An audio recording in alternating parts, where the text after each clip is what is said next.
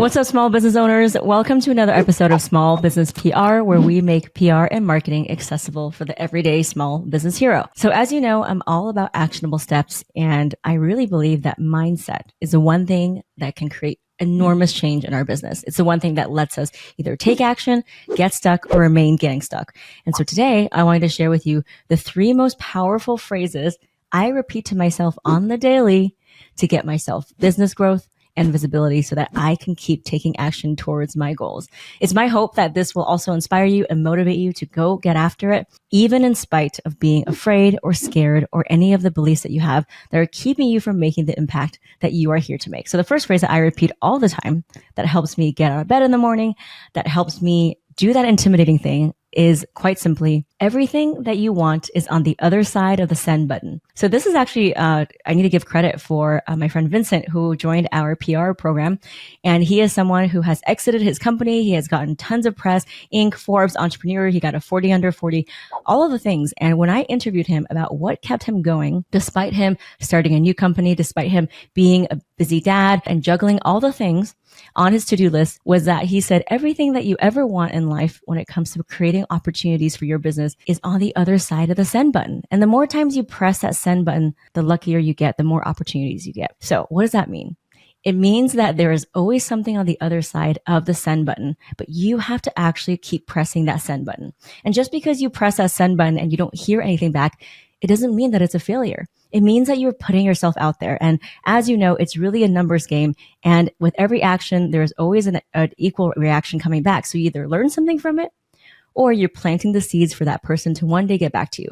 I can't tell you how many times our PR members have sent out a pitch using our frameworks, and maybe they don't hear back for a couple weeks, a couple months, and boom.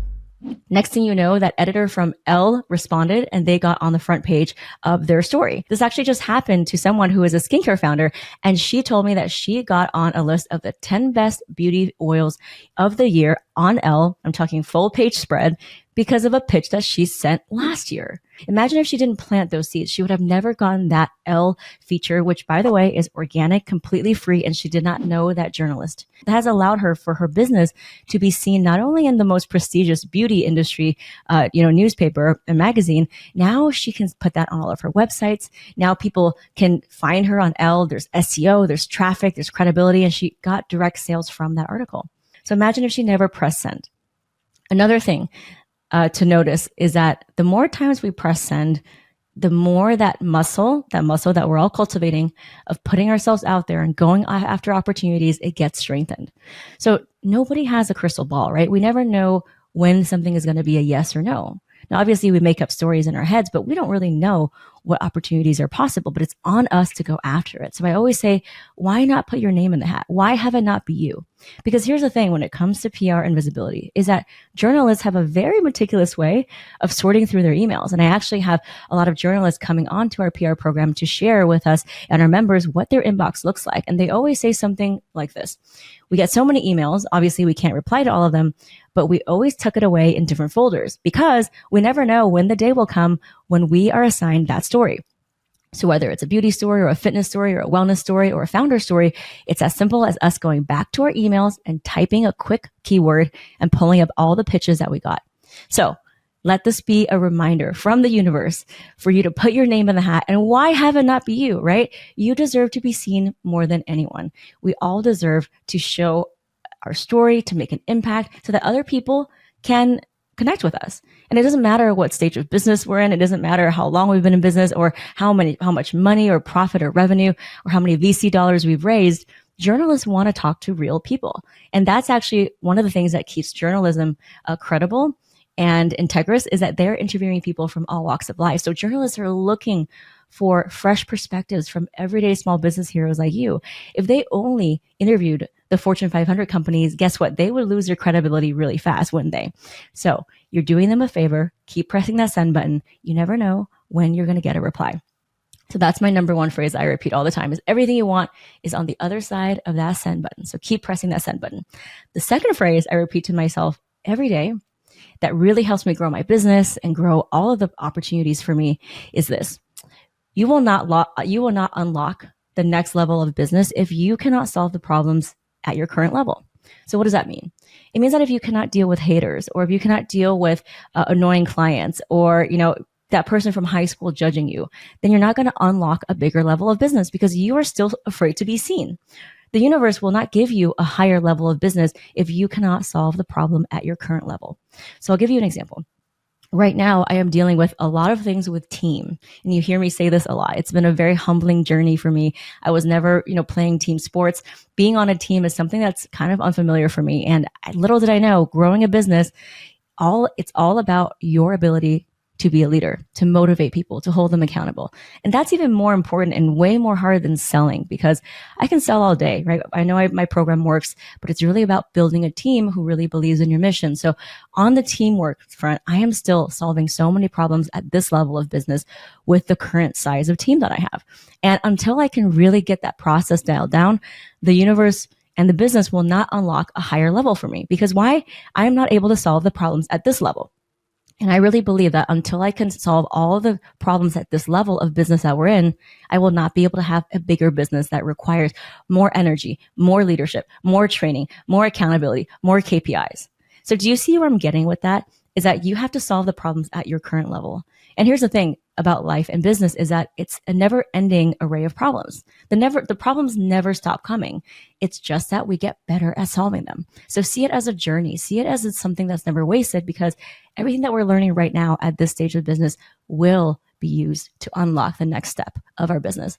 But right now we have to solve what's in front of us, whether that's team, whether that's revenue, whether that's optimizing your offer, whether that's getting over imposter syndrome and pressing send, whether it's really going after the PR opportunities that make you a little scared in your stomach, but it's really going to put your brand on the map.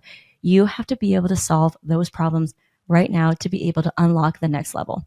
So next time you are afraid of going after that PR opportunity or really putting your brand on the map, just remember this. What you're doing now is exactly what's required of you to get to the next step. This is a requirement. It's a part of the journey. So go after it. Don't be afraid of it. It's just something that is meant for you. It's all happening for you, I promise. So that's the second phrase I repeat to myself on the daily to grow my business and profitability. Another thing that I repeat to myself all the time is that no time is ever wasted. Now, in this day of everyone's so busy and time is money, we're always thinking about, oh my God, like this is wasting my time or this is not worth our time. But here's the thing.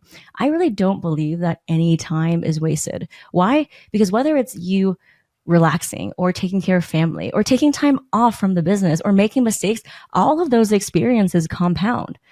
Because you're going to learn to be smarter. You're going to learn to be more resourceful. You're going to learn what works for you, what decisions, the groups of people you want to be with, what opportunities really give you ROI and not. And that only comes with you having experience. So I really believe that there is no such thing as time wasted. There's no such thing as a mistake. Definitely no such thing as a failure, because failure is an incredible teacher. We've all heard this before. A quote that says success is a pretty crappy teacher. So we learn from our failures. We learn from having, business ideas that fail. We learn from dealing with clients that are not a great fit for us. And that is what catapults us to having a business that is more truly aligned. But we have to go through that journey first. So I truly, truly believe that there's no such thing as time wasted and that it's all compounding for you and that it's going to manifest itself in so many ways in the way that you navigate situations, in the way that you reflect on your business and the opportunities. All of those experiences compound that you can make better decisions for the next step of your business, right? I always take a solo trip every year.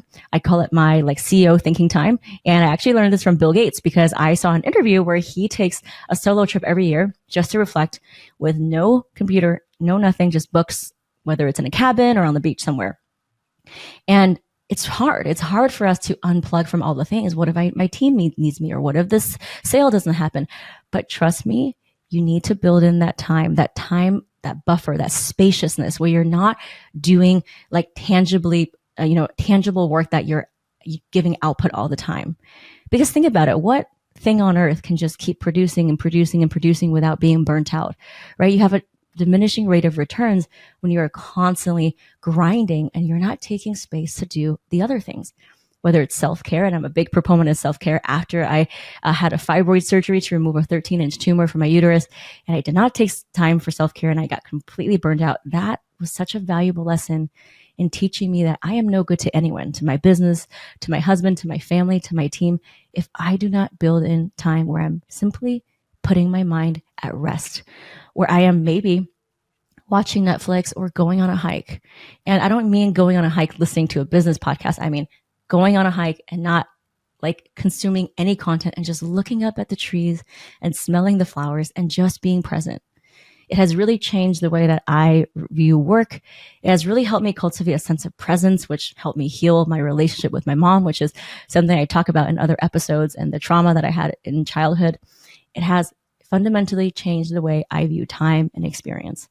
Because I think growing up as a child of immigrants, we always had this very transactional way of being where everything you did had to like make sense in terms of money earned or money saved.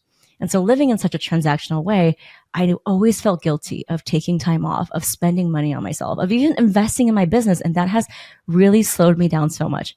I think about all the ways that I could have grown so much more if I just was able to invest more in my business and hire the right people and learn from the experts. But because I had it so ingrained in me that every single thing I do had to be productive and had to make mathematical sense in terms of dollars and cents, it really limited my growth. And so now I am measuring my productivity and output differently. I'm measuring success differently and defining it on my own terms where I feel aligned, and taking time to work out and to have my meditation practices and saying no to opportunities so that I can let better ones in.